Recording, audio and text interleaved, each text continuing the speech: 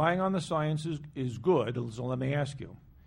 The standard that's generally in existence, not generally, the way we do things in this country and in New York State with regard to any given chemical or other substance is, if it's found to be a problem, really found to be a problem, maybe we'll ban it.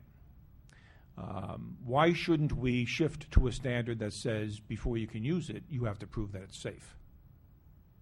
That's the precautionary principle. Exactly. And the issue with the precautionary principle is that if you take it to its logical conclusion, you would never be able to prove with certainty, because you can't get to absolute zero, that is basic chemistry, that anything is perfectly safe. That's why we think our system is better, because there is risk inherent in everything we do from the moment we get up in the morning until we go to bed, and everything in between. There is some risk. It's called acceptable risk. Every time I fly to one of my other state capitals, I am accepting the risk that that plane can crash. But that is acceptable.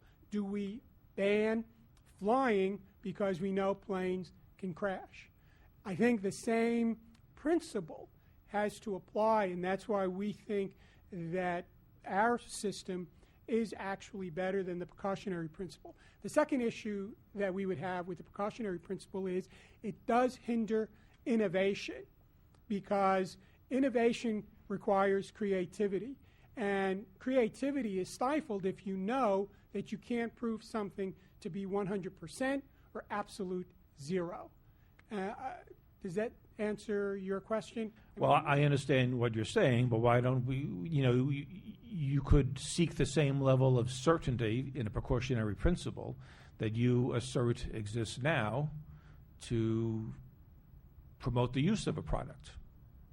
And I would suggest that when you get on that airplane and make a trip, you probably feel a little bit better, whether you would want to admit it or not,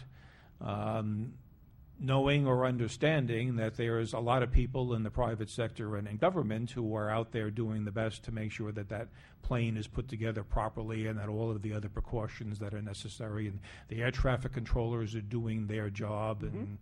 And I think that there are probably a lot of parents who buy products making a similar assumption about those products. And probably not even having a good understanding of what may be in those products when they buy something for their child. And I believe that if parents had a little better understanding of the lack of effort that goes into, on the part of the government, let's say, I won't blame you guys, the lack of effort that goes into proving that when you go into a store and buy children's clothes or a car seat or whatever else, that there is not a very rigorous standard that exists for ensuring that everything that is going into that product isn't going to harm that kid, then I think that there would be an awful lot more concern on the part of the general public in this country.